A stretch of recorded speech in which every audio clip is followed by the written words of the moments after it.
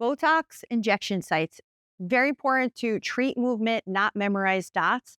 I think many injectors learn, injection patterns off of a chart, but it's really important to look at your patient, pay attention to the muscle, and treat movement. So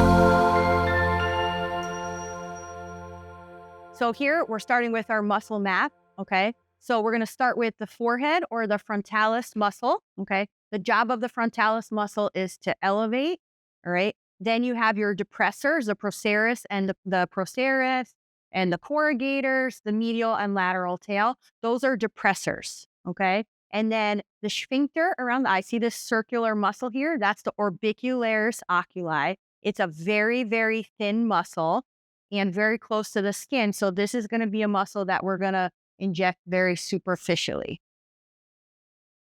So glabella complex, procerus, corrugators, or depressors. This is going to be a deep intramuscular injection, deep intramuscular, and this is going to be superficial.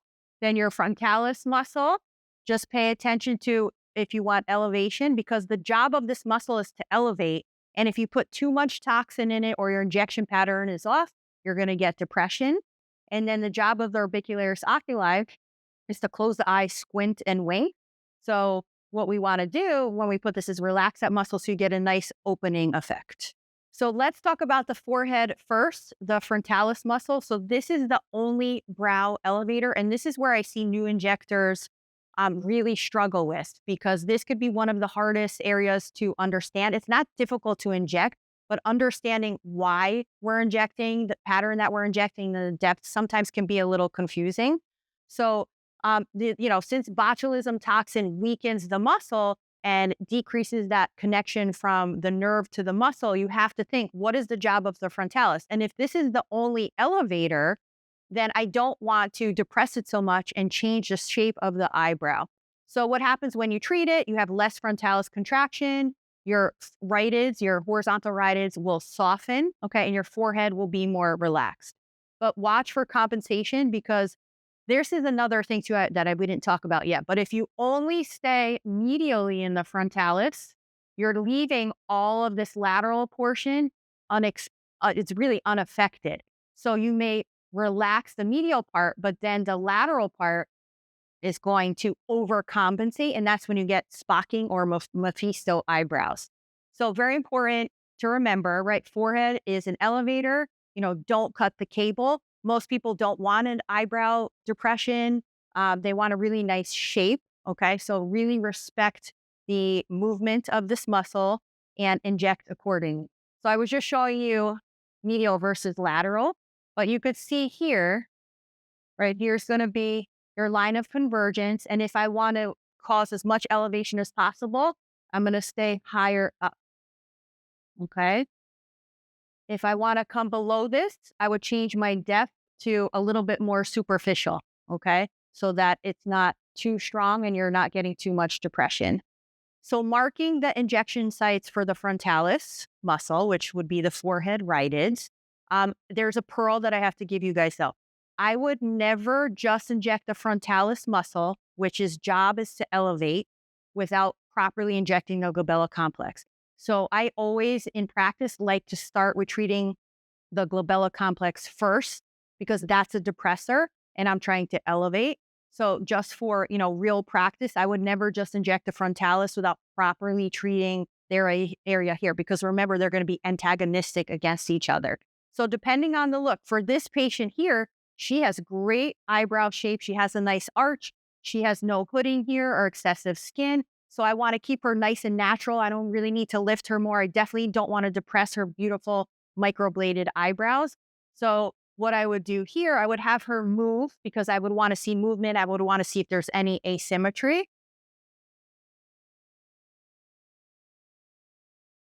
And now let me tell you why I'm going to do this injection pattern.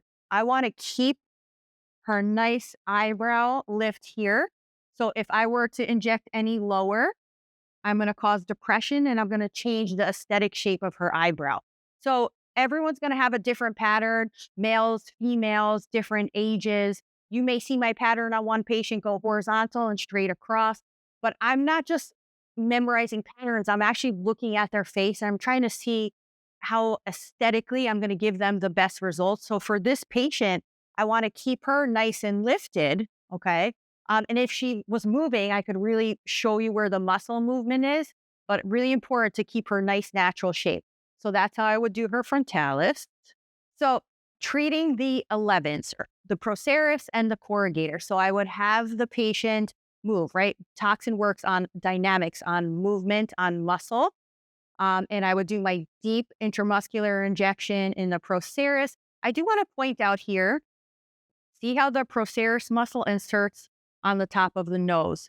So taking anatomy cadaver class, really based for aesthetic medicine, is really important because you're not just memorizing, okay, we're going right in between eyebrows. We're understanding why. So usually it's actually a little lower. It's like here, and then you have your head and your tail, right? We're staying medial.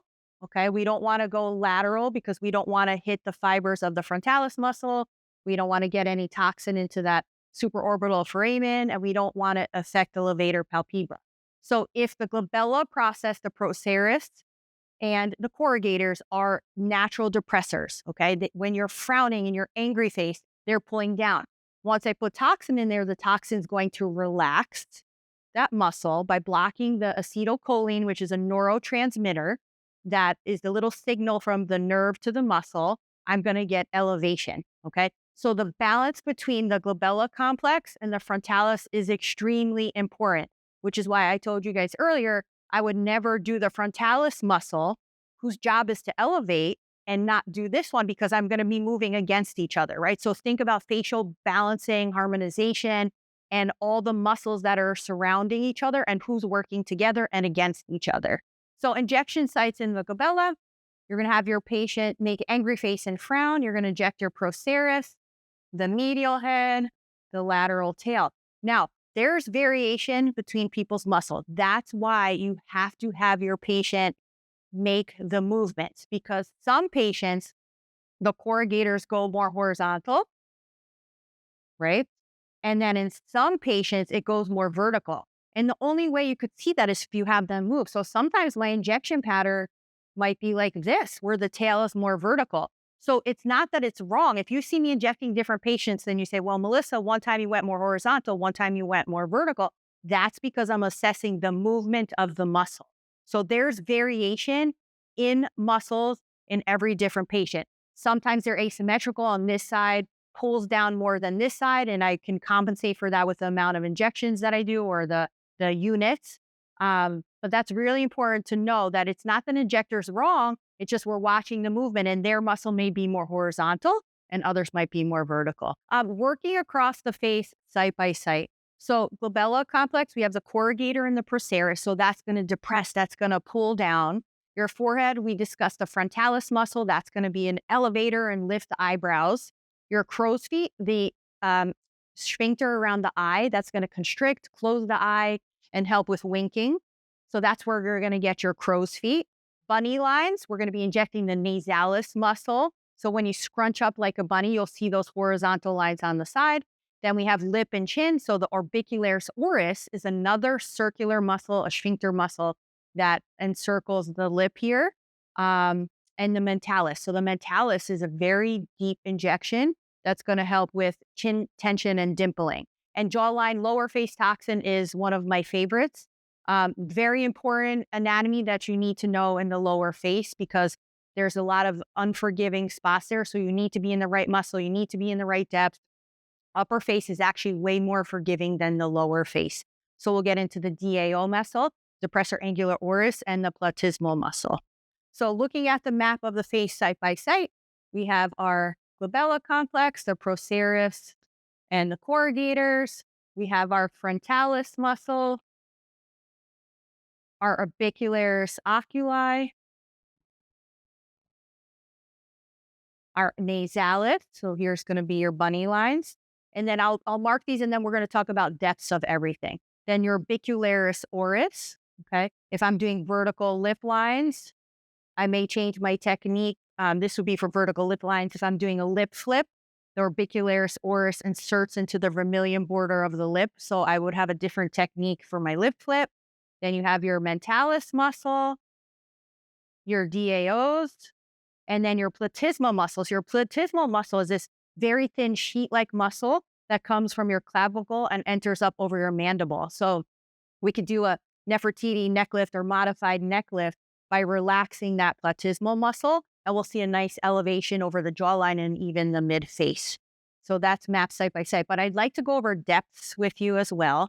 So for the procerus, we're going to have deep intramuscular, medial head of the corrugators, deep intramuscular. Lateral is going to be more superficial because we're worried about nicking the fibers of the frontalis and causing depression. Okay. Frontalis is going to be intramuscular.